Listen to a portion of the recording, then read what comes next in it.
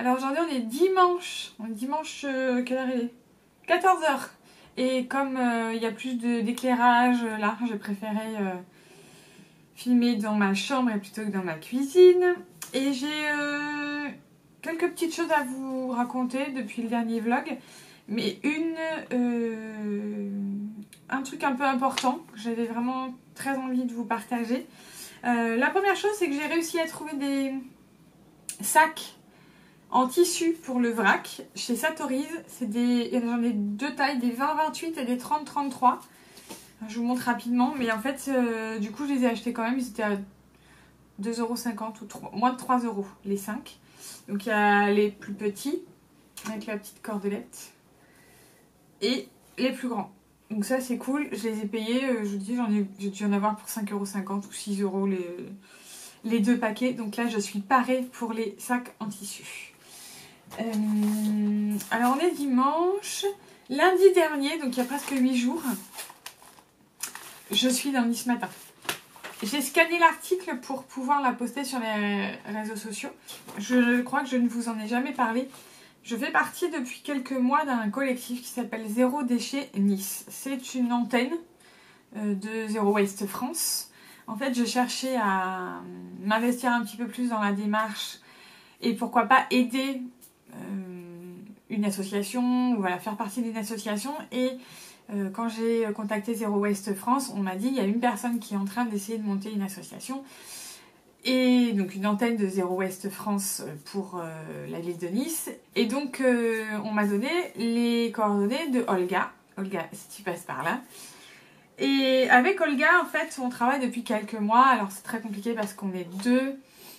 Donc il y a des gens qui nous aident un petit peu, mais voilà, c'est très très compliqué à faire avancer les choses, à recruter du monde. Donc on a une page Facebook, un Twitter, un Instagram pour le moment. Donc c'est Zéro Déchet Nice, si cela vous intéresse. Et donc on a un petit article qui est paru le 10 octobre. La journaliste parle très très bien de la démarche, du fait qu'on réduise nos déchets, qu'on veut plus de poubelles, qu'on veut plus d'emballage, qu'on achète en vrac, tout ça, parfait. C'est assez succinct, les gens qui tombent sur cet article ne vont pas forcément comprendre le fond de la démarche, pourquoi on a arrêté de faire des déchets. L'idée c'est pas forcément d'arrêter de faire des déchets juste pour arrêter de faire des déchets, c'est parce qu'il y a une vraie idée et une vraie démarche derrière, c'est de plus, je le répète à chaque fois, de mettre de déchets en incinérateur, la pollution, les plastiques, le dérèglement climatique et sauver la planète. On en revient toujours à la même chose. Bref, mais c'est quand même un grand pas parce que cette journaliste, je pense qu'on va la revoir, j'espère qu'on reverra Sophie très très rapidement. Mais en fait, quand même sur l'article, on annonce, donc voilà, elle a fait passer le message, que le 22 octobre, nous organisons avec Zero Waste France et Vence Initiative Environnement qui seront présents à nos côtés. Nous organisons alors nous on l'a appelé forum, mais on peut appeler ça une formation, sensibilisation au zéro déchet.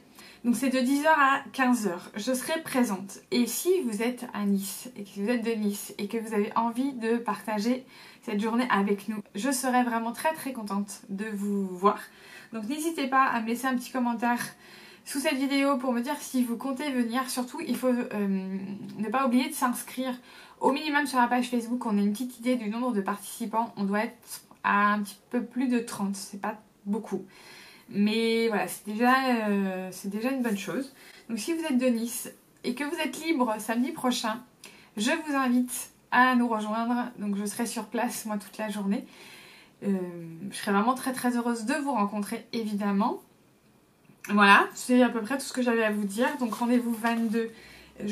J'essaierai de vlogger pendant cette journée pour avoir voilà, une petite idée de ce qu'on fait. Je voulais également vous remercier pour les commentaires que vous avez laissés sous la dernière vidéo.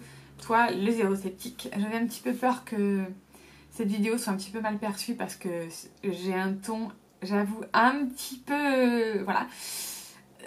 Parce que j'en ai marre qu'on me dise mais c'est une lubie, c'est passager, ça te passera, t'arrêteras un jour.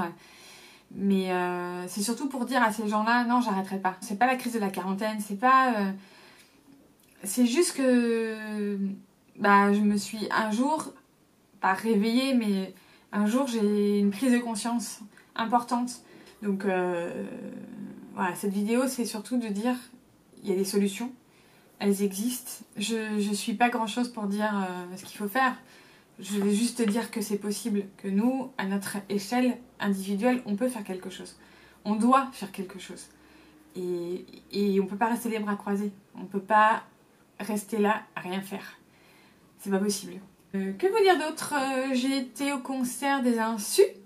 Les Insus portables, téléphone. Voilà. C'était très chouette. C'est un concert... c'est mon mari qui avait pris les billets, donc voilà, lui c'était un peu son délire.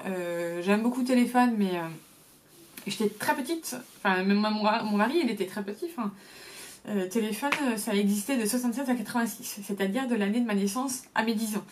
Et téléphone, pour moi, c'était mon adolescence. Les plus grands tubes de téléphone, je les connais par cœur, parce que je les écoute depuis 30 ans.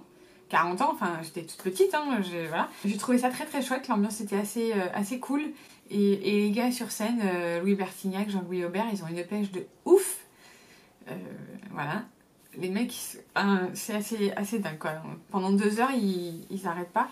Donc c'était très très cool. Qu'est-ce que j'ai acheté une trottinette aussi.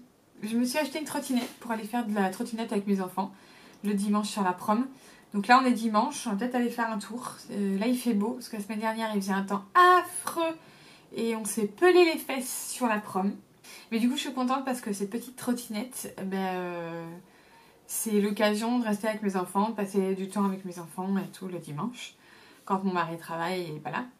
Qu'est-ce que j'ai fait d'autre?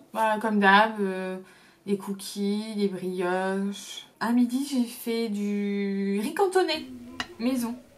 J'ai essayé. C'est hyper facile à faire. Et il y avait plein de trucs que je voulais vous dire. Ah oui, mon composteur, ça fait plusieurs semaines que j'arrive à... Enfin, toutes les semaines, je vide le thé de compost. J'ai énormément de thé de compost. J'ai sorti le premier étage. Le premier étage était plein, donc ça a mis 6 mois. Et là, j'ai énormément de verre, donc ça va beaucoup plus vite. Donc ça, c'est cool. Mon compost se porte hyper bien, je m'en occupe plus du tout. C'est hyper cool parce que j'ai plus grand chose à faire. Pas d'odeur, pas de bestiole qui... Voilà, ça m'est arrivé une fois, mais j'ai réussi à sauver le coup.